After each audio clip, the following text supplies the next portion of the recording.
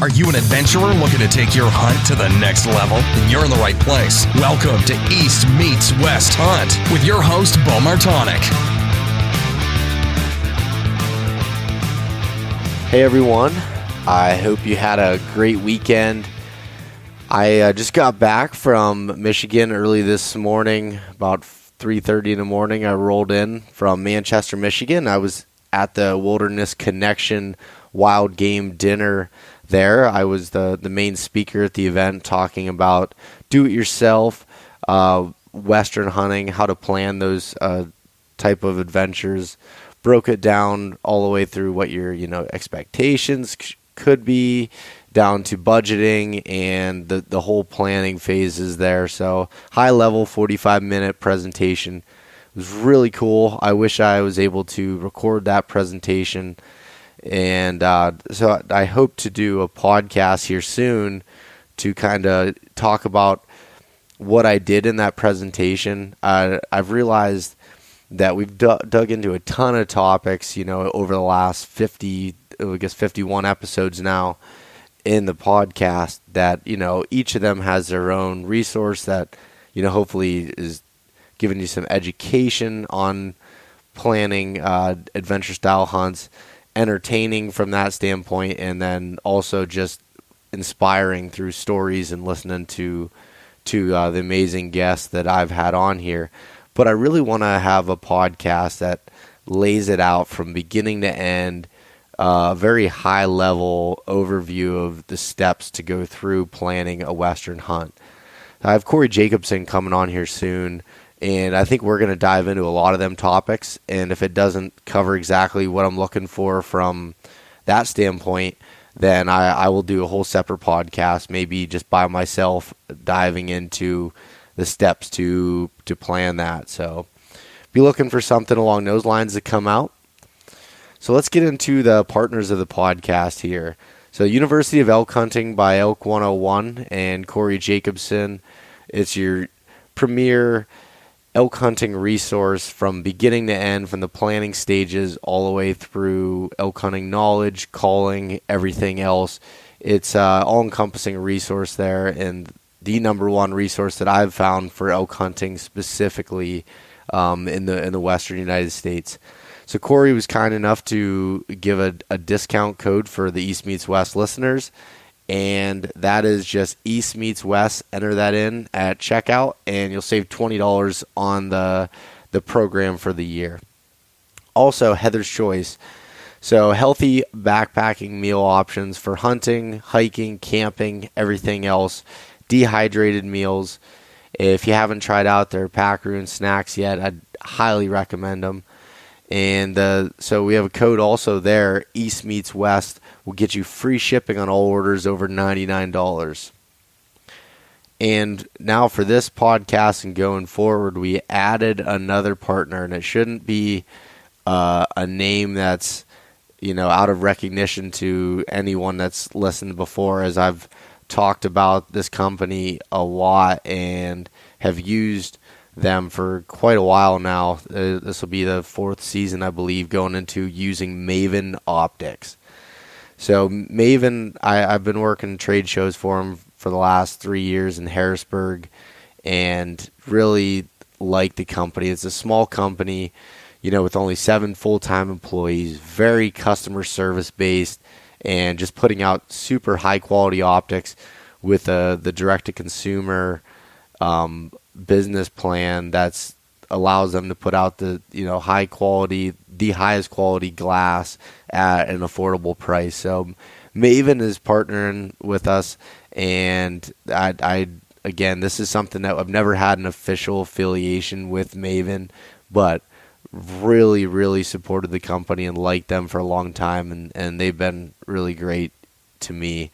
So Maven is doing a special deal for the podcast listeners here, that if you enter in East Meets West -gift at checkout, you'll get a free gift with any optics order off of their website.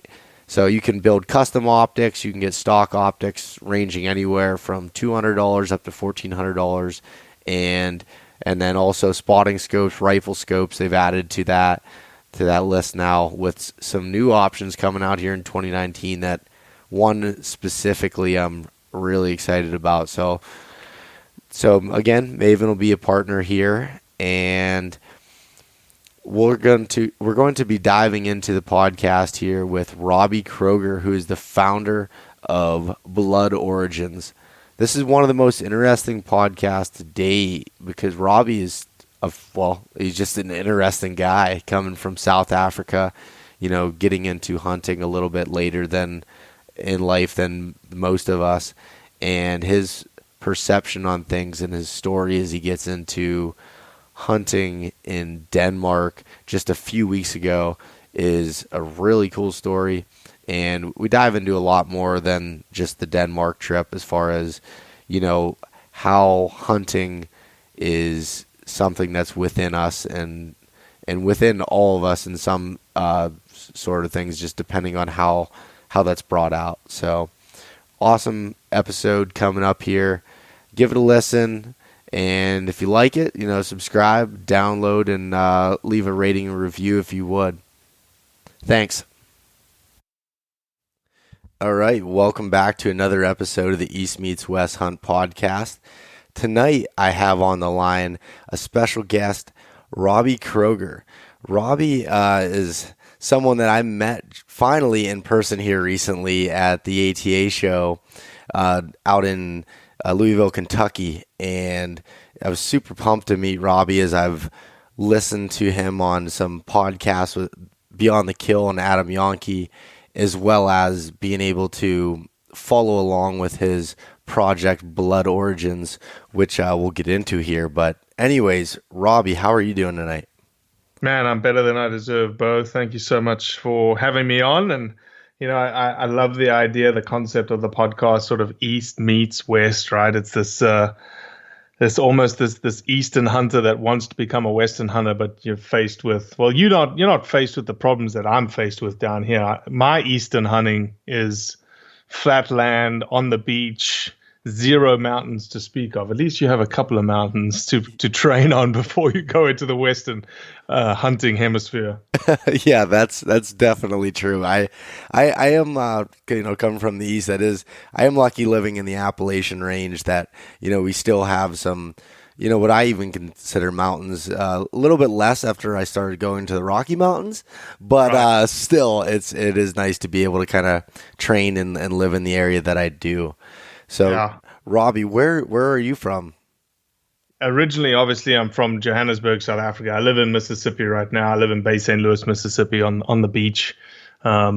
We don't have any mountains in Mississippi. Our claim to fame is actually we have the toenails of the foothills of the Appalachians. So I don't know if you know that little fact, but originally from Johannesburg, South Africa, and moved to the States in 2003 to do a PhD. And have pretty much lived the entire time in Mississippi and don't plan to leave, actually. Love Mississippi, love what it stands for, love who she is. I love the outdoor lifestyle of Mississippi. I like how slow she is. That's who I am. That's awesome. Yeah, so it's funny when I went to call you here, you'd give me your wife's login name for Skype, and it was coming up Bay St. Louis. I'm like, I thought he said he's from Mississippi, and I was thinking of St. Louis, Missouri, and that's just myself not understanding, I guess, Mississippi as a whole. But to give some context to where Bay St. Louis is, it's about an hour east of New Orleans, just inside the Mississippi line. And what everybody doesn't know is that Katrina, everyone saw the devastation of New Orleans through Katrina. Actually, the eye of Katrina went through Bay St. Louis, Mississippi, and sort of essentially wiped Bay St. Louis off the map when Katrina hit, took the bridge out, took everything out. And this town has rebuilt itself, has revived itself. And it's a beautiful little town, 11,000 people. Just exactly what you think a small, little, quiet coastal town's supposed to be. And then you have a random South African who's into hunting heritage living in it. That's funny. I'm sure that was a big difference coming from, Johannesburg, South Africa. Was that kind of just a whole new world for you? Oh yeah, not from a diversity perspective, but just the lifestyle was a completely different world. South Africa, we have a lot of crime and a lot of violence, and I came from a town of 8.5 million people. My mother used to say that I would have geographically impossible girlfriends living in Johannesburg. I'd have to drive like an hour and 15 minutes one direction to pick them up for a date. That's how big a town I lived in. And then I moved to Oxford, Mississippi. That is a college student town. It's known for college football, known for partying, and there were 18,000 people in the town, and I just fell in love with it. I fell in love with small town America, and ever since I went from Oxford to Starkville to Bay St. Louis, and I'll never see myself in another big city ever again. I don't deal with traffic anymore. I don't deal with people very, very well. I'm a loner type person, and my road rage, my South African road rage would come out if there was any more traffic that I deal with now on a daily basis. I have my regular guy that I drive with. I'm German from an ancestry perspective, so I'm very structured. So I wake up at the same time every day, 4 o'clock in the morning. I'm on the road by 4:25 because I've done everything I need to do to get to the gym. And there seems to be another guy on the road, and it's just like clockwork. We know each other, and there's the only two cars that are on the road at 4:25. Yeah, heading where we're going. So yeah, that's funny. I'm similar as far as the structure point goes. I get up at 4:15 every morning and go to the gym, and it's the same thing. I love it. I grew up in a small town and of around 2,800 people. And so really small, and then moved to a suburb of a city, which was, I would consider it a city to me from just, not being around the traffic and stuff like that. And then just recently, a few months ago, I moved back to the same small town, and it's I definitely don't miss the traffic. That's for sure. That's it, man. That's it.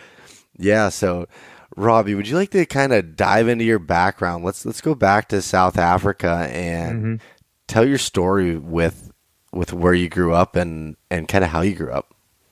Yeah, sure. So sort of born and raised essentially in Johannesburg, South Africa, raised in a family that, as I understood it, was steeped in hunting heritage. But unfortunately, I've never got an opportunity to hunt in South Africa. As I said, I lived in a big city. I didn't live out in the country. And there is hunting opportunities if you are out in the country, but for the majority, if you're a city guy, there's no public land, there's no public seasons, there's no public licenses. You can't, it's very difficult to own guns, very difficult to get ammunition for the guns if you did own them. I grew up going to Mozambique pretty much all of my childhood. That's where my grandparents immigrated to from Germany in the 50s.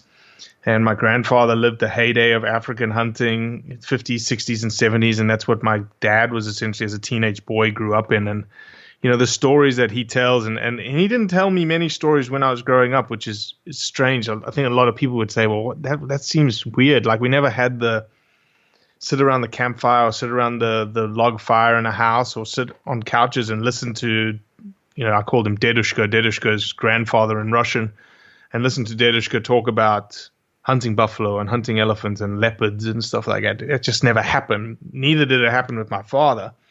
And I think the reason why we never got it was that the paradise that they lived was essentially gone. Like the revolution had occurred in Mozambique and the landscape had been raped essentially through civil war and conflict and poverty. And obviously South Africa was the situation I just described. And so never really had any opportunity to hunt at all whilst I was in South Africa.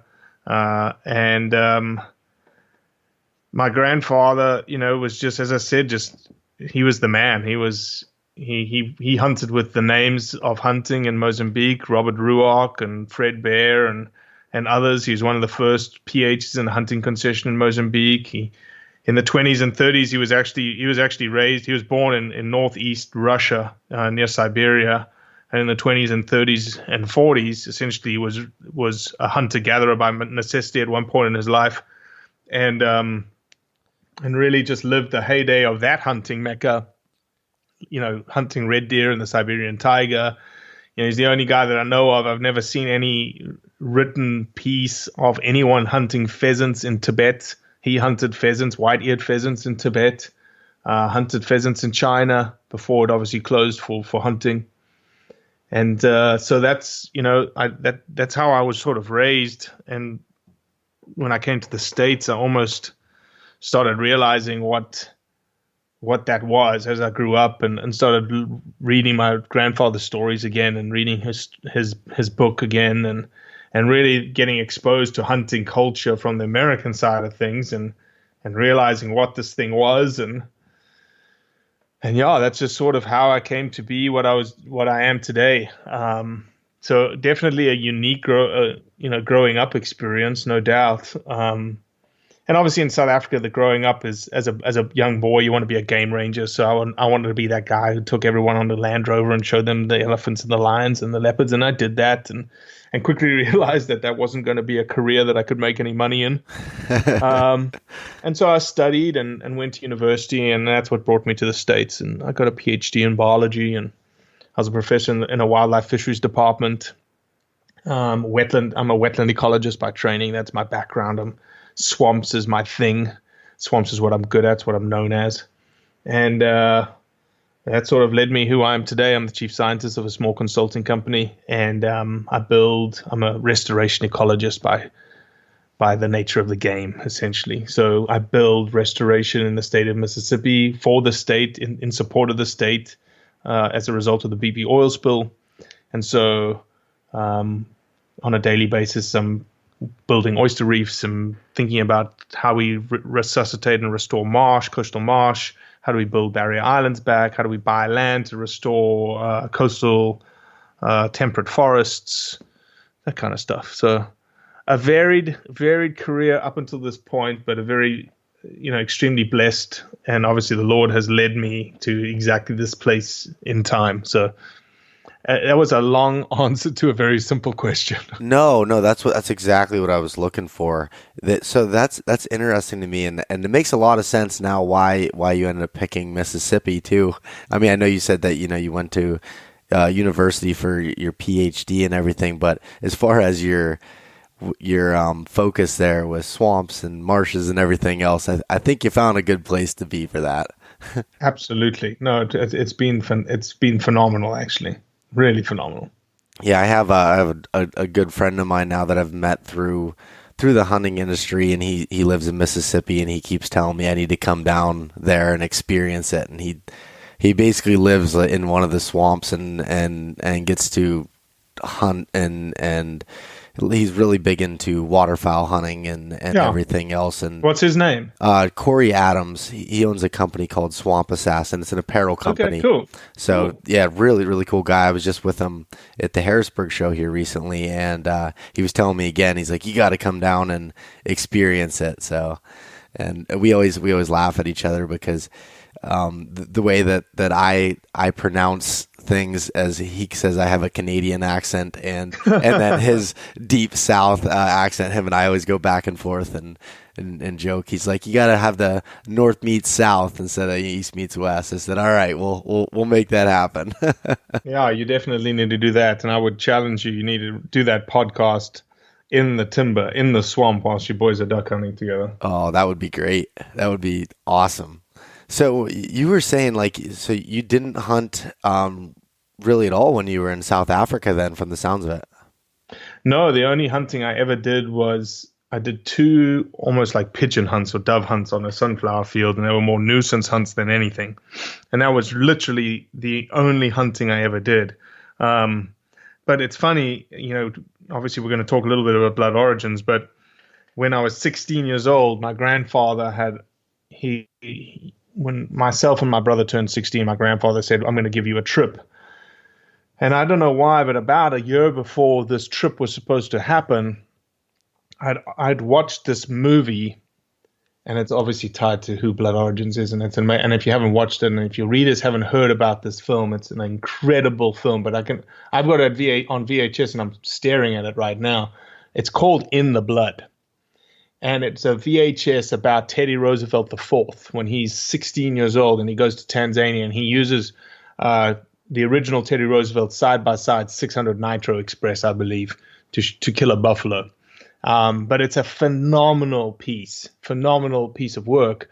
And that was sort of the inspiration to what I did. And I came to my grandfather, and I don't know what I can't remember what I said to him, but I must have said, hey, I'm interested in hunting. And what that resulted in is a letter that he typed to me. And it was written in 1992 and was typewritten on the fine rice paper that they used to typewrite on. And the opening stanza of the letter says, I'm so glad you came to hunting by yourself because it must be in the blood, quote unquote. Now, I don't know if it was tied to the film In the Blood or he was just saying it, but that was essentially, if you summed up my hunting experience prior to coming to the United States, that was it. Huh, okay. And so then when you came to the United States, is that something that you knew you wanted to do and take advantage of the opportunities that we had here to be able to hunt? Oh, no. You would that would have been a brilliant story, but no, absolutely not. No, it was more like I got to know a very good friend of mine, Landon Lee. I call him my big redneck buddy. He's 6'5", 250 pounds, and we got on like a house on fire, and he just happened to hunt. And so it took me about a year and a half, and he just invited me to come hunting, and that's how it almost just started, right? Just come hunting. And it was deer hunting, obviously, to start with here in the South, and then as he got excited about bow hunting, I got excited about bow hunting, and then it was dove hunting and a little bit of duck hunting. But I'm a poor PhD student at that point.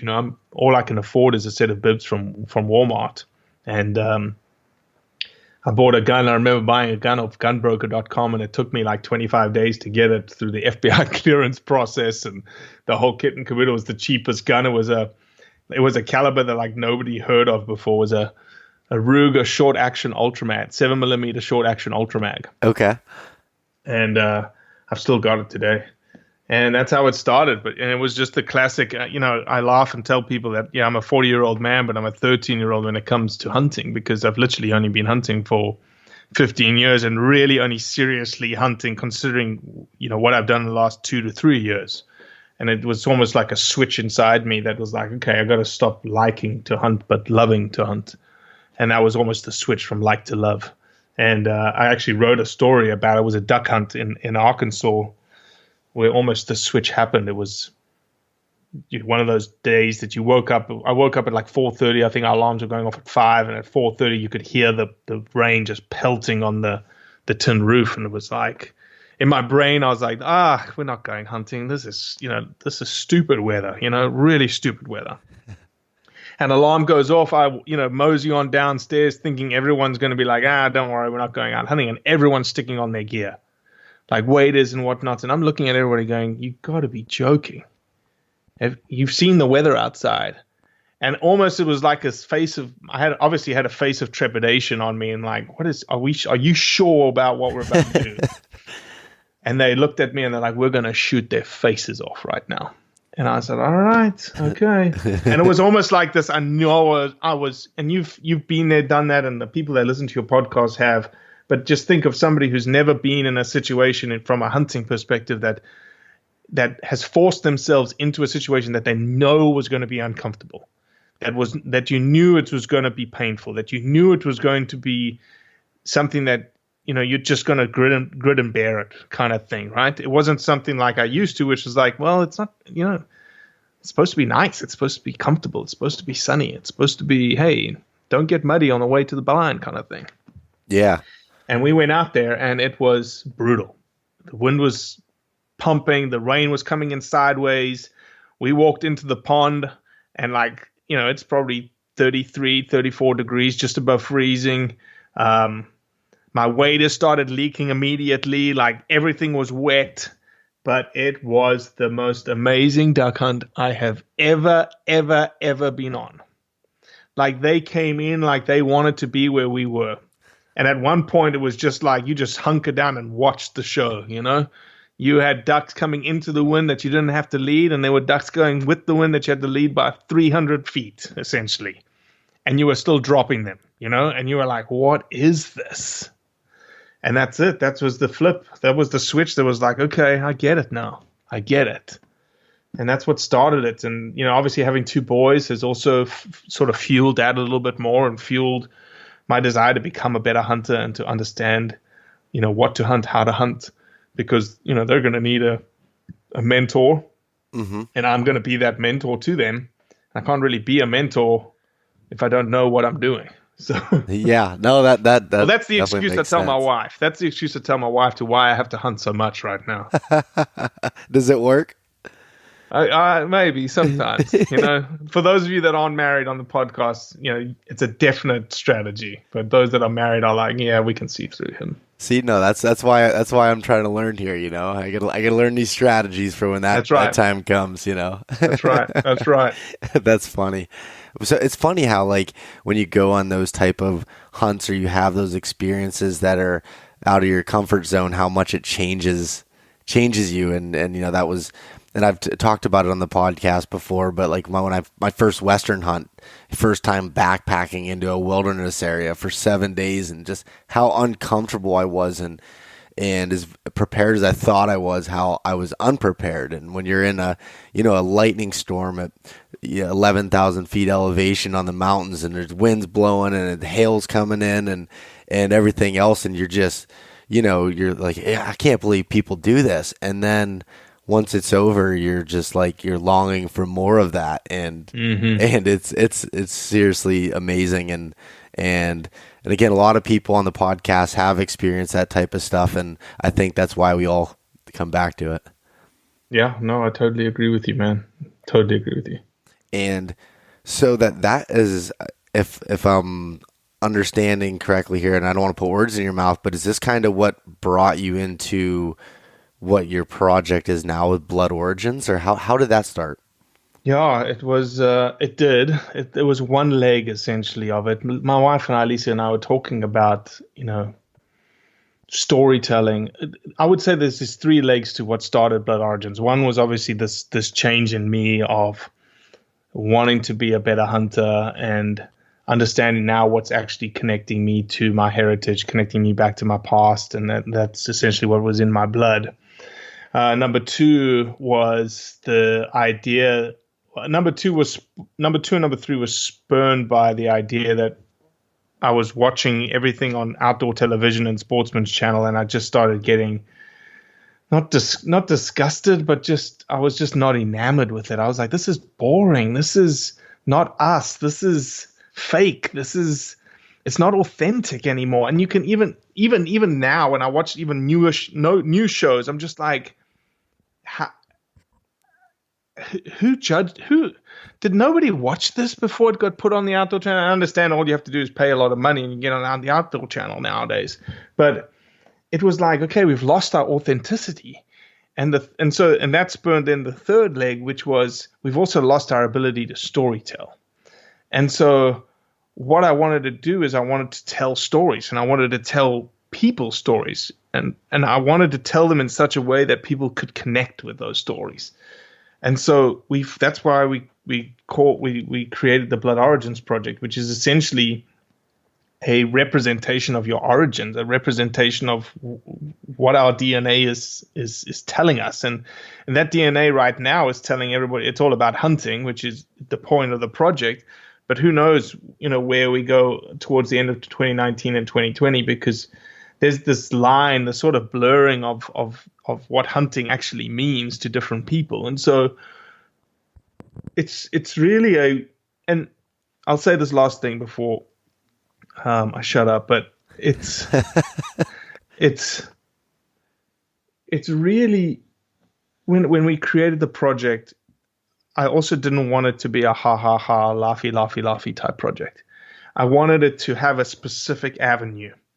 And Bo, I don't know how many people have told me, man, it's too heavy. It's too emotional. And I said, no, that's exactly what we need. We need something that has a definitive lane, and that's who we are. And it's in getting in touch with a side that nobody ever gets to see. It's this emotional side. It's this intimate side. It's the side of us that speaks to our heart, which is the whole point of the project, showing the true heart of a hunter. And I'm not going to steer away from that. And a lot of people say, oh, it's just, let's make it a little bit more lighthearted. And I'm like, no, you can go get lighthearted stuff all day long on the Outdoor Channel and the Sportsman Channel and wherever you want. There's funny ha ha ha stuff everywhere. there's no intimate emotional content about who we are as hunters anyway. I don't know of it. I think we're the only project, pushing that button right now.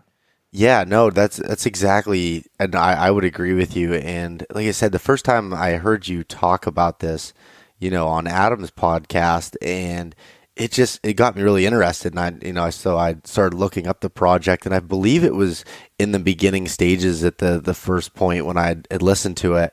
And I was like, this is completely different than anything that's out there to date. And I like that. I love the storytelling aspect, kind of, in a long way around how I got into outdoor writing and loved, talking about a hunt from a different perspective rather than, I went out and it was a great day and I killed something. Talking about the true emotions that you go through and the journey to get to that point. And I think with Blood Origins and what you're doing brings that out. And I love how you put it as far as every pulse has a story. And, and I'm going to quote you here from what is on, your about section on the website about everyone is a product of their past, led by the old, inspired by the young, and Blood Origins is dedicated to inspiring and reigniting hunting heritage. And that, reading those words, I mean, they're heavy in their own, to read that. Mm-hmm. And I think that accurately depicts what you're trying to do within it. And there's a few of them specifically that I've watched that were really like, I watched it and I'm like, I wanted to keep going. It was just one of those things. I mean, the one that you did in season 2, episode 1 with the late Jason Harrison, Mountain Soul, that is an amazing piece. Yeah. I'm getting goosebumps right now, man. It's just like, it was an amazing piece. And, why did we title it Mountain Soul? Yeah. I couldn't tell you why, but I can tell you why now. Yeah. No, you couldn't have, even if you would have known what was going to happen, you wouldn't have, I don't know how you would have picked that name, but it's that piece and I've watched it, I bet a half a dozen times now. And one from that, Jason's has always inspired me just through his just different way of going about things and his just going against the grain with everything. But that piece really hit home with me, as well as some of the other ones, with Will Primos and Jim Shockey and all of the other ones that you've had. They all have a unique avenue to it and really dive into it. And like I said, it's not something that you put on your television and as you're walking around your house doing something. When I'm watching it, I'm fully encompassed in it. And I love that about it. Well, that's what we wanted, right? I want you to turn it on, and the way we film, I want you to almost get sucked into your screen, right? I want you to just be like enamored with their eyes, enamored with what they're saying, and almost forget that all of a sudden 6 minutes has gone by. And as you said, you're like, you want more. And I've had a lot of people, we've had some short ones, like 3-minute ones and 4-minute ones. And I've had people message me and goes, where can I watch the full episode of this? I'm like, no, that is the full episode. It's not the trailer. That is the full episode. And we've got some thoughts about how do we give people longer content. And so 2019 will be, just like we've been doing in 2018, 2019 will be, we're going to try and continue to step as far outside the box as we possibly can, and as far as we can get away with it. The known and the unknown hunters side by side is what we're gonna continue to do. We're going to have a lot more strong female hunters in 2019. We've got some just ludicrous stories already filmed and lined up coming. We've partnered with a couple of people. We've got some true real-time sort of hunting as conservation stories coming out of Africa that we're gonna push through our platform, which is exciting. We've got some crazy journeys coming in 2019. We had the two journeys in 2018, my Barbary sheep hunt, and then the Living Legacy journey. And if you haven't watched the Living Legacy journey, have you watched the Living Legacy journey? I have not. No. Okay. You and all your followers need to do yourself a favor and watch it. It's a story about a group of women in Aberdeen, South Dakota in 1943, at the height of World War II, became patriots by serving the soldiers going to war pheasant sandwiches. And it's a story about how the pheasant hunters of the community banded together under extreme measures of austerity, limiting shotgun shells, limiting gas rations. And the Wildlife Fisheries Department at the time said, if you're serving the pheasants to the canteen, you can shoot as many pheasants as you want. And so these ladies created this pheasant sandwich, almost like a chicken salad sandwich, to feed the soldiers. And they were doing this all for free. 800 soldiers a day, 500, 800 soldiers a day coming through Aberdeen, South Dakota. And these women banded together and they fed the soldiers and they got known for it. And the soldiers were like, whoa, we're going to get this pheasant sandwich. That's the cool part of the story. The cooler part of the story is that Miss Bonnie Ellis was 18 years old at the time when she served these sandwiches. She's 93 today and she's still alive. That is insane. And we filmed her, and what's even more insane is Miss Bonnie served pheasant sandwiches, and then 4 of her friends died in the war serving their country, and so she decided to enlist herself, and so she enlisted as an army nurse and came through the train station herself and got a pheasant sandwich and went off to war. Wow. No, I'm definitely gonna have to watch this one after we get off the phone. That's for sure. Well, look, that's the point, right? This is a story about hunters, a story about how hunters were patriots serving this country, a story that nobody's ever heard, and it's almost the epitome of Blood Origins. We're trying to find those stories and tell stories about hunters that nobody's ever heard of before. I'll tell you this, probably in a month's time. I don't have an exact release date yet. Probably a month's time or 6 weeks' time. I don't know when this podcast will drop, so I will say the beginning of March, middle of March, we're going to drop a duck film that is going to turn on its head what a duck film is supposed to look like. That's interesting to me because, yeah, I've never seen a duck film that was anything other than people shooting a bunch of ducks. So I'm really interested to see how this one turns out. You absolutely just nailed it. And I'll tell you this. No one has ever seen a duck hunting film like the one we just produced. We're gonna shake up what it's supposed to look like. Oh man, I'm excited about that. And you said middle of March. Are you putting yourself to you holding yourself down to the wall here or what? Well, it's just a matter of strategy now. I actually watched the 98% version today.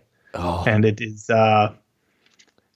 I'm not creating hype when I say that what we created, just based on who is in it, how we filmed it, and the objective and purpose behind the film, because we approached it, I'll tell you this. I approached it by, how do we show a duck hunting film that a non-hunter will look at and go, okay, I think I get duck hunting now. Interesting. You've got me intrigued as far as that goes. Like I said, I've never seen a duck hunting film that was other than, a bunch of guys going out and shooting a whole bunch of ducks. And let's just say what the sentence you just captured: a bunch of guys going out shooting a bunch of ducks. Put a line straight through that sentence. That is what we just created. Okay, you got my head spinning right now trying to figure out what you did, but I'm pumped to check this out. So that's 2019, man. We've got some great stories coming. We've got some great content coming, and hopefully some of that content is tied to our first foray almost into, well, I wouldn't say our first foray internationally. We went to Canada and got Jim Shockey's, but Yeah. Is it bad to say Canada's not international in my mind? No, I agree. But we went to Denmark, and it was a spur of the moment trip. Wait, Just hold on. That doesn't make sense in its own. A spur of the moment trip to Denmark, hunting yeah. trip. So I will, so this was the brainchild of I've been FaceTiming. It's amazing. Instagram's an amazing thing when you start connecting people with same values. I've been talking to over Instagram, over text message, and we started FaceTiming a hunting lobbyist in Denmark. His name is David Peterson. And he started, we've talked a lot about Denmark, and a lot of people won't know this, but Denmark is probably the most hunting progressive country in the world right now. Denmark is expanding hunting regulations across the board. Bow hunting regulations are expanding, falconry is expanding, as well as seasons and for different game species in Denmark. So it's a phenomenal, what's the word I'm looking for? Case study for why.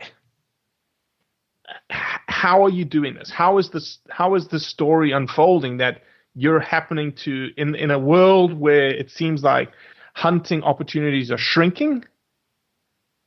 Why is it expanding in Denmark? And his answer was, we tell the truth. We tell the truth about who we are as hunters. We tell the truth about what we're doing it for, which is typically the meat. The food culture, the game food culture in Denmark is massive. You can serve wild game in restaurants. And so all of us, out of the blue, to make a long story short, out of the blue, David invites me and some folks out of Iceland, some folks out of Scotland, and a bunch of hunters in Denmark to come to his family farm, who's been in his family for 60 years, that they've restored just like it's almost like a deer lease, but it's not a deer lease, but it's their own farm, and they've restored the forest, and they cut the forest, and they have open areas and food plots and whatnots. And he said, why don't you come and do a traditional driven hunt in Denmark? And I was like, man, if I can get there, I'm in. And we went, and it was, and this is what's funny about it, right? A lot of people were like, oh man, you went, so you went to Denmark, right? And did you shoot like a really big buck? And I was like, and I'd say, no, I didn't. We weren't even allowed to shoot any bucks. And it would be like, what? So you went all the way to Denmark to not shoot so what did you shoot? And I said, well, I shot a doe. They're like, what? See, you're even stunned. Yeah, no, well, first, what I was going to ask was, what is you saying it's a deer species? Is it? Yeah, roe deer. It's a roe deer. Okay. So it's almost the whitetail of Europe. Okay, gotcha. And they had fallow deer, and they have red deer in the forest, but they haven't seen them in a while. But they have fallow deer and they have roe deer. But it was a very, they're managing their herd just like we do. And the driven hunt was, I wasn't a rifle hunter. I didn't want to take a rifle. I was given a shotgun, and I had, got my Danish hunting license, and I was almost like a quasi. They positioned me. They beat towards me. It was a driven hunt, so there were beaters.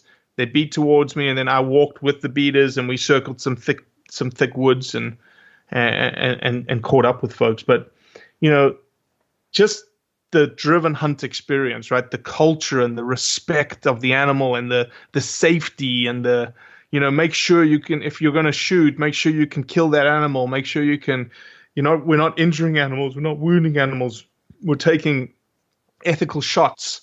If you think you've wounded the animal, do not go and chase the animal. We'll bring bloodhounds in to make sure that we recover that animal. Just incredible, just community around that hunt. And I was fortunate enough to, and the Danish folks believe that it's probably the first time ever, I was fortunate enough to kill a roe deer doe with my shotgun on a driven hunt. She was literally just hell for leather coming past me. Instinct dropped her in her tracks, shooting in a 2 3/4 shell with number 3s, and people were like, what? 2 3/4 shot with a number 3, and that deer died instantaneously. And we caught it on film in slow-mo. And the guys in Denmark said, I don't think they've ever heard of anybody, American coming with shooting a roe deer with a shotgun on film on a driven hunt in Denmark. So not that I care about the first, but the fact that, to me, killing that doe, and to them, me killing that doe, was as if I'd killed the gold medal roe deer of Denmark. Huh. So when you're saying like a driven hunt, and so you're having some guys lined up, on one side, and you're coming through the thicket and kind of pushing the deer out to them. Is that if I'm understanding correctly? Yes and no. So this is a very much more sophisticated driven hunt. Okay. So there are obviously rifle shooters placed in high seats, and this driven hunt is split. They split the forest in two. We're going to do a morning and an afternoon, and there's 2 sets of beaters, and they almost beat in a figure of 8 constantly, and it's a very slow beat. And they do a little yelling. There's some dogs that work, but the dogs are very tight to those beaters, and it's almost just like a slow percussion through the forest. And the deer aren't sprinting anywhere. They're just slowly moving. My deer was sprinting, but it's a very well, how can I put it? It's a very well choreographed dance. It's not just this Neanderthalic line of people pushing through a forest. Yeah, and see, that's where I have the, I guess, distorted view of it coming from Pennsylvania, and the way deer drives are, what I've grown up knowing, and the way the rifle seasons are. So that's why I asked that question. I wasn't sure. From the way you made it sound, it was different, and that's exactly what I was hoping. And here's what's and the end of it was even more different, in that once the day was over and the hunt was over, all the animals that were killed were laid out. Woodcock was in season. Somebody killed a woodcock. Pheasant was in season. We didn't kill any pheasants. All the deer were laid out, and everyone, stood in a semicircle around the animals. You took your hats off. They played different songs through the horn to show respect for the different types of animals that died. Very somber, very respectful, very full of culture. They built these sort of fire pyres in the 4 corners, and the animals were within it, with a big fire going in the background. There was 6 inches of snow on the ground. Just very somber, if what I could say, right? And then as soon as that was over, everyone had a task. You butchered the animals down, and you literally you were eating that animal for dinner that night. We had backstrap, we had raw heart tartar, fresh raw heart tartar with pickled beets. It was very, very good. It was the first, I was skeptical, but it was very good. What is fresh heart tartar, if I must ask? What is it? Yes, I'm not. Oh, sorry, with that term. It's my accent that's fooling you. Heart. The deer heart. Oh, okay. Sorry. Okay. Heart tartar. And tartar is raw meat. Oh, okay. Okay. I'm sorry. I wasn't. I was like, what exactly is that? And okay, that makes sense. No, you can be forgiven. It's my South African accent. Okay, that's a very interesting way, and I'm sure for you that was just something completely different. And again, even now that you've lived in Mississippi for quite a while, and the hunting that you've done even recently, going outside and doing some different things, it sounds like it's still completely different than anything you've experienced. Well, I think that's the beauty of it, Bo, is that you have this perception of what a driven hunt's supposed to be, probably like most Americans, and this was just like completely 180 degrees away from that. And it was because that's how they hunt. that's a cultural way of hunting in Denmark, but I would say likely in Europe. And that's who we are as hunters. That's our global community of hunters. That's their blood origins. That's how their grandfathers and fathers before them taught them how to hunt. That's how they cut their teeth on hunting. And it's not Neanderthalic. It's not let's kill every brown thing that moves out there. It's very, we're only killing this animal and we're only killing that, and it's very managed, and it's tied to their heritage, and it's tied to food, and it's tied to food acquisition, and it's tied to everything that we talk about from a narrative perspective here in the States, from a hunting perspective. It's the same there, but just a little different in terms of how they lay it all out and fulfill that side of hunting. So when you were saying that the Denmark is growing as far as their hunting and becoming more progressive, is it well received in the general public, from hunters to non-hunters, or how is that culture over there compared to the United States? Yeah, and I would say that it's probably the same. There's going to be a demographic in Denmark that hates hunting and is the anti-hunter. I would say though that there is probably a very large new wave in Denmark of young 20-somethings, 30-somethings that it's a very progressive culture, in that of healthy eating, right? You can find really healthy food all the time in Copenhagen. So it makes sense that they would connect with wild game, and you can eat wild game in restaurants. So that it's an easy way to connect with hunting and understanding where that food comes from. I think there's also a part of the populace, 20 to 30 somethings, that we actually asked the question of one of the guys, what is your perspective on hunting? He goes, we don't care. Like, it doesn't affect us, so we don't have an opinion on it, which was quite interesting to hear. And I think we've also got probably that population segment here. We just don't tap into it. But bow hunting is growing. Obviously, falconry has just started, but I think if you ask the question that you just asked of any country, I think you're going to have the same demographic of, you're always going to have this group that's going to hate hunting. You're going to have this group that puts a bad seed on hunting. They're hunters, but they don't care. But it seems like Denmark, in that middle fraction, is where Denmark is getting it right, that they're very much connected to the resource and the food and where it comes from, and people are eager to harvest their own food and bring their own organic meat into their homes. And so to me, that would be the major difference. But I think that gap is closing in the States, and I think just give it a couple more years and you're going to see more and more of that.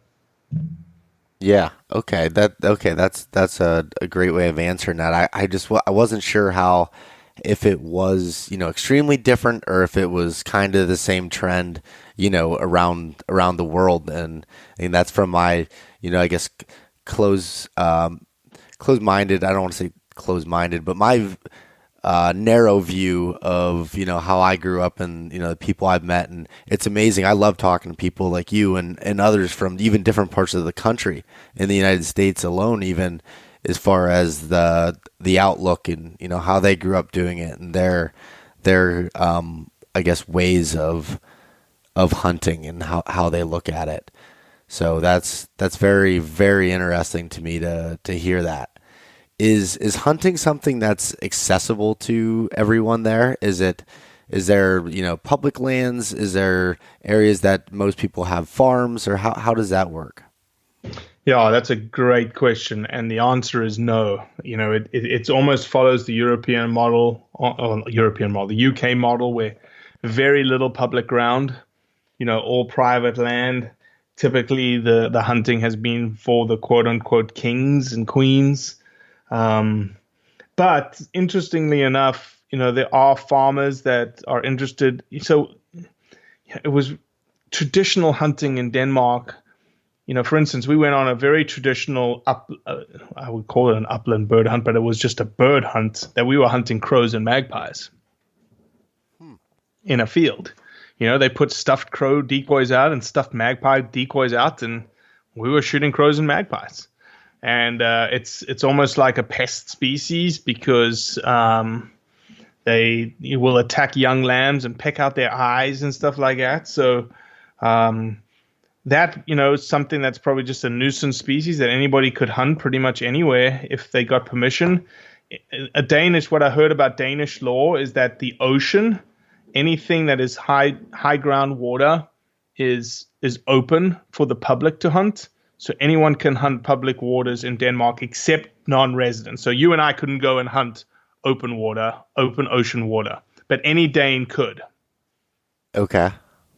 And there's no limits in Denmark. So if you wanted to go duck hunting, you could kill 1,000 birds if you wanted. They don't have limits and stuff like that. So. Okay. Is there like how in the United States that we have, like a fish and game agency and biologists that are, tracking the wildlife species and how the herds are growing or I guess slowing down, or how is that managed there, or is it? No, it's not managed at all. I had to apply through, I think it was like the Department of Wildlife Conservation or something like that, but they don't have the model that we have here in the United States. They don't have, hey, let's think about selling non-resident tags and let's make the non-residents that want to come to Denmark to hunt, let's make it more expensive for them to come hunting. No, my hunting license was the same price as a Danish citizen would have to pay for a hunting license. And and my license didn't have any sort of tags on it. It was like, okay, you come to hunt. Yeah. Hunt whatever you want, kill whatever you want. So they just haven't gotten there yet. They don't see it as a resource. They don't see it as a resource by which, oh, okay, look, why don't you set up outfitters and let people take people on their land and you can sell, hunting licenses to non-residents that, would be, triple the amount of money, but they would still pay it. And then you can take that money and invest it back into the resource and back into potentially growing your public lands and growing the resource for accessibility for, local hunters as well as foreign hunters. Yeah, that's interesting because when you sent me the email telling me that you're going to Denmark, it was just a place that I've never came across anybody that's went to or heard of that as being a destination to hunt. So that's why I kind of was asking that question, if it's something that's accessible, or if it's something that like you said, if it's someone or anything along those lines. Yeah, it would be absolutely somebody you knew, right? You would have to be invited by somebody to hunt on their grounds.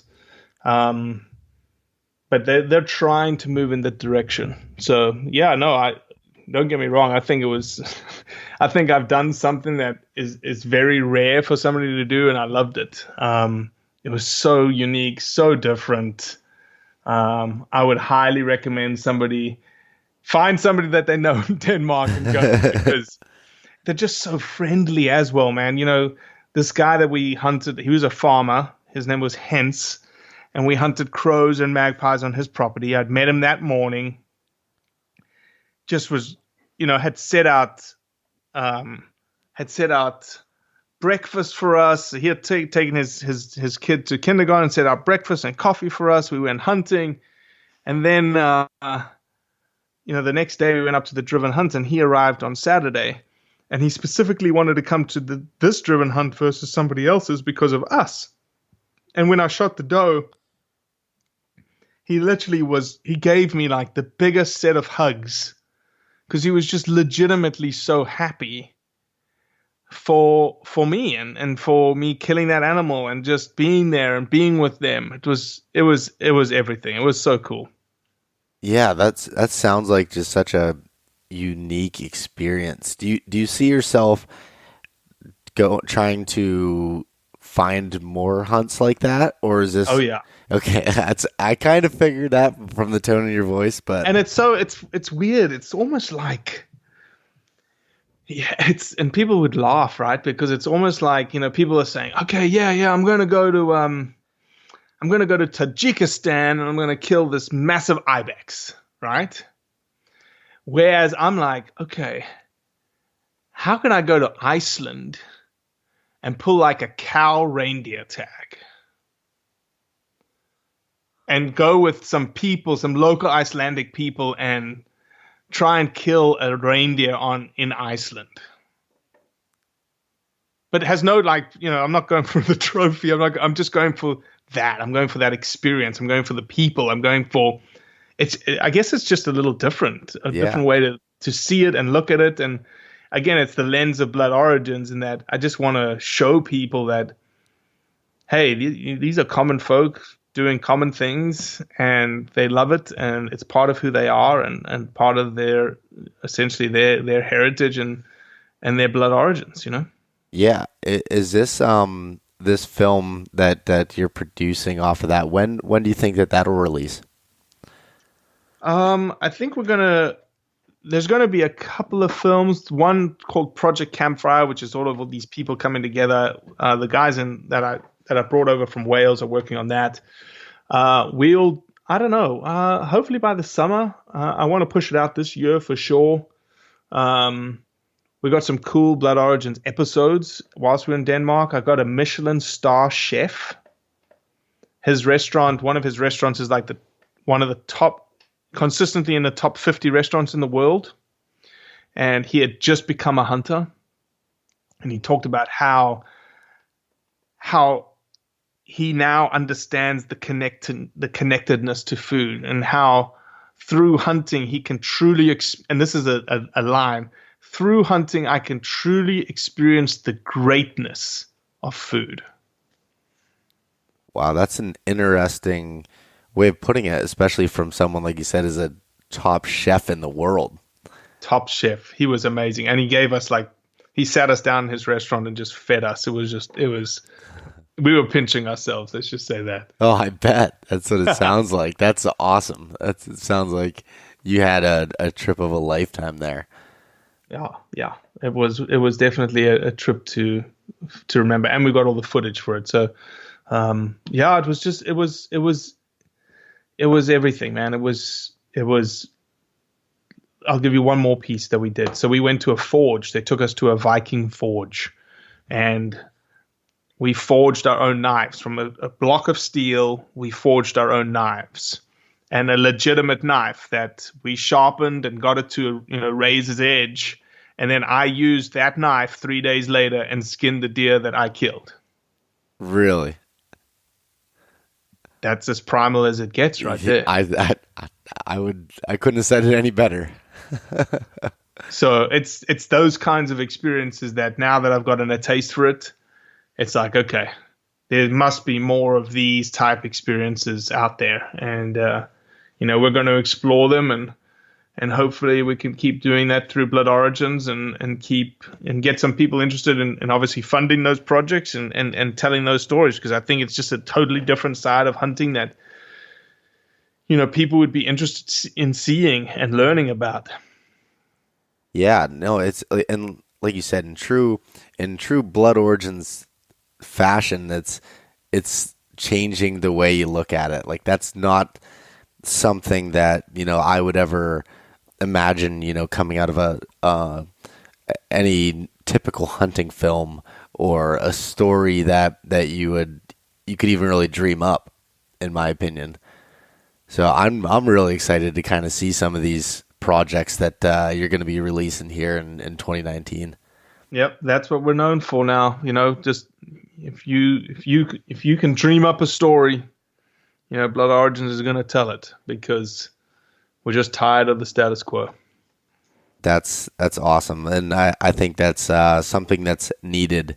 And from that aspect, it's not even just from an entertainment perspective. It's something that's needed to be able to show that different side. So well done on that side of it. Is this how how did you get into this whole filming aspect? Like, I mean, it doesn't sound like your background necessarily set No. you up for this.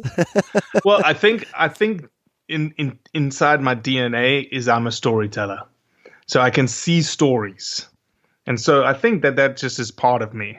I've always been able to puzzle piece things together. That's my job, really, on a day by day basis.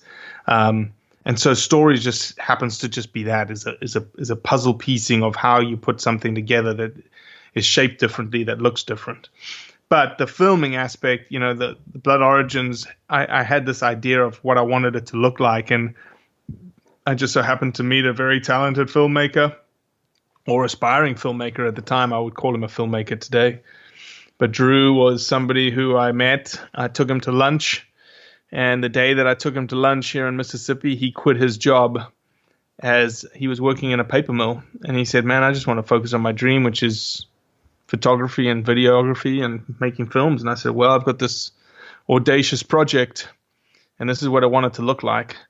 And, he got what I wanted, and he's been with me ever since. And 2 years down the road, he's now, you've seen some of his work. I think he's, one of the most talented videographers out there, young, and he's about to take the outdoor industry by storm if he hasn't already, And so he's the video film guy, and me, I'm just dabbling in it. I have the foresight of this is what I want to see, and I explain it to Drew, and he captures it, and then we build it together, and this is what, and that's what you get. What you get is the end result that you see. And know what's funny about Drew is I have a little bit of a background of knowing him years ago when he had started a company a long time ago, an apparel company. Right. And it was like when I first got into Instagram and stuff, and I saw that, and I'm like, that's a pretty cool logo. And he was just starting up and was doing some sort of a giveaway, and I ended up winning one of his hats. And cool. So it was funny because then I went rattlesnake hunting, actually, and there was a picture of me years ago holding a rattlesnake and with his hat on, and he had shared the photo, and him and I had talked back and forth a little bit then, and then I kind of saw how he had transformed into doing the stuff with you and just his progression in filming and photography. That's amazing. Oh no, it is amazing. He's super, super talented. Yeah, that's great to be able to have that, and from the looks of it, from your films, you guys seem to work together really well.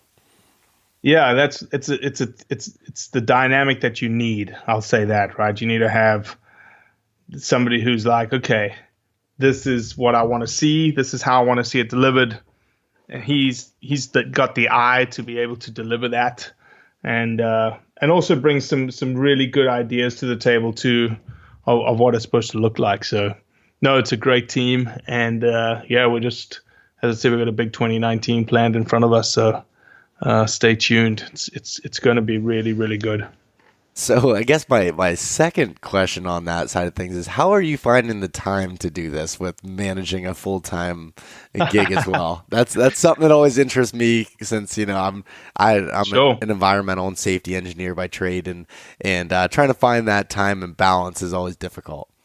Well, I will say two things to that. One, you need to have a significant other that supports your passion 1,500%. And so Lisa does that, and sees the passion that I have for the project. And so, really, it's just what you think. It's not rocket science. It's you get up early, you go to work early, you get done by 4 o'clock, 5 o'clock. You put in your 40, 50, 55, sometimes 60 hours of work week, and you get home. And once the kids are in bed, you put 2 or 3 hours into Blood Origins, and start again the next day. And you plan your films on weekends, and you go and film people, and hopefully film as many as you can for the time that you have. And find very cheap flight deals to different parts of the world and country, and that's how we've done it thus far. And it's just what I know, right? It's just how my dad raised me, and you work hard and you reap the rewards from it. You're not going to get anything from sitting on your butt. So you got to work hard, and we work hard for what we do at work to be able to afford this side project and this passion project, and we work hard at the passion project too. So it's also good to have somebody like Drew that, videography is almost like his full-time gig. So, he can do a lot of the heavy lifting from an editing perspective, and I can just do the sort of touching up and redirecting as needed, late at night or first things in the morning, whatnot. And we work pretty good because he's a late night owl. Mm-hmm. And so I'll often have things waiting for me when I wake up at 4 a.m. And so I'll send that back to him, and he'll only get up, a little later in the morning, and it's a pretty good dynamic. That's good. And I always like to hear that side of things, like you said, with myself and the project here with East Meets West and everything, and how much time it takes. And, with working a full-time job as you do and everything. And sometimes when I'm, struggling with it or doing anything else, it's always reassuring to hear, other people that are going through it.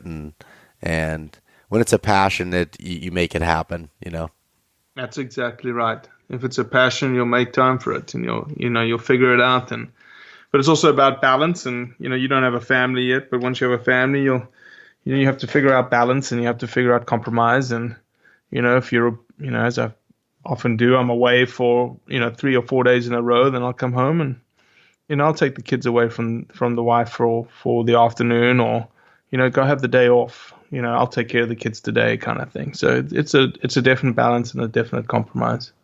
Yeah. That's something I'm going to have to learn. I'm going to have to learn that, Robbie. I can tell you compromise and balance isn't necessarily my strong suit. So I'm working on it, but we all are every day, every day. Every day. It's a focus of mine that I'll get to it. But yeah, so that's awesome, Robbie. Thanks for sharing that story of your Denmark hunt there, and the unique just culture of that, as well as your vision here with Blood Origins.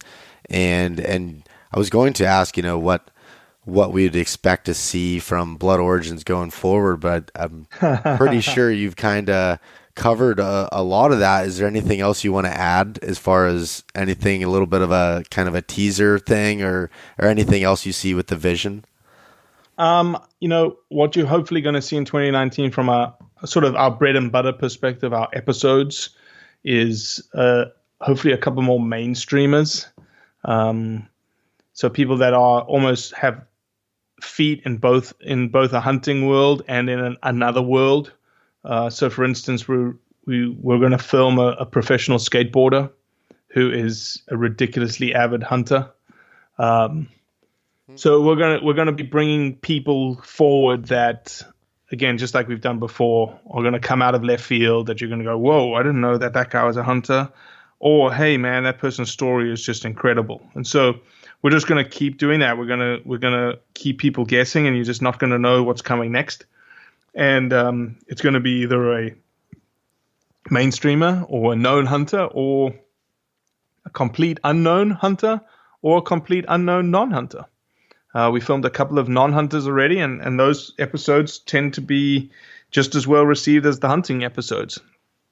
I had actually a non-hunting female reach out to me on Facebook and said, man, because of your project, I never had this idea about, hunters the way that you've been talking about hunters. And she's very articulate. And I said, would you mind us filming like that reaction of you about like what it meant? And she was like, no problems. So we've got that coming. It's going to be varied. It's going to be different. It's going to be just what you expect from Blood Origins and more. So stay tuned. That's perfect. That's what I was hoping to hear there. Like I said, I'm excited to see it and kind of changing the status quo with it. And it's something that, I strive to do with, the podcast and everything, there's no shortage of hunting podcasts out there these days, and it seems like there's more coming out every day, and I strive to be different with it and be able to tell a different story and help people in it's almost of a niche field, and really again bring some people that are more mainstream involved, but also dig and find these people that are just if not more inspiring, and have stories to tell that are not out there for anyone else to hear, unless they besides the fact that I'm interviewing them and talking about their unique styles and experiences. So that's definitely your project and stuff is definitely one from a little bit of a different avenue that I look up to and strive to model a little bit from that and take some stuff from it. Well, I appreciate that. That's what we try to do. So thanks, man. I really do appreciate it. Yeah. So Robbie, would you like to, you kind of talked about it a little bit, but do you want to give the listeners a place where they can find all of your content and find some of these stories and journeys and films? Yeah, really easy. Just type in Blood Origins into any of your social media platforms or website, just bloodorigins.com. Type in Blood Origins into YouTube. You can we've made it even easier for you. Just type in Blood Origins into Google, and we should pop up. All of the front page of Google should be us. So hats off to my media marketing team, Stone Road Media. They're doing a great SEO job for me. That's great, and that's perfect. So, well, I will put all of that information into the show notes on this episode here. So, thank you again, Robbie, for coming on. Is there any last words that you would like to put on here before I ask you my question, my final question? All I would say is everybody listening, challenge yourself to be narrative changers. Challenge the status quo. You don't have to be what you think the industry thinks you need to be. Be narrative changers. Be different. Love it. So the last question I'm going to ask you here, Robbie, and I'm really interested to hear your response, is how do you define adventure? How do I define adventure? I would define adventure as the wading into the unknown with an expectation of opportunity. I like it.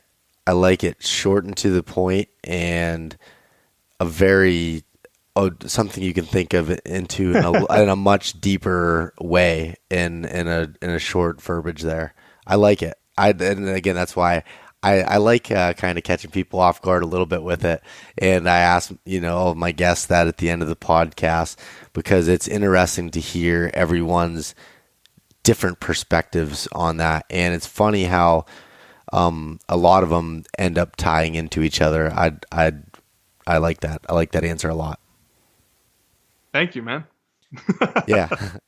Well, Robbie, thank you again so much for taking the time out of your busy schedule here to sit down and talk to me and share this story with us that hasn't been told yet. I'm really excited to see some of these upcoming films coming out, and I really urge everyone to check out your films on bloodorigins.com or any of the other tracks where you can find that content and videos and social media there, because it's something that is definitely needed in this industry. So thank you. Thank you. I really appreciate it. All right, Robbie, well, you have a good evening. Yes, sir. Thanks so much for listening to this episode of East Meets West Hunt with your host, Bo Martonic. For more great content and to stay up to date, visit eastmeetswesthunt.com, Facebook at East Meets West Outdoors, and Instagram at East Meets West Hunt. If you enjoyed today's episode, please review and subscribe, and we'll catch you next time.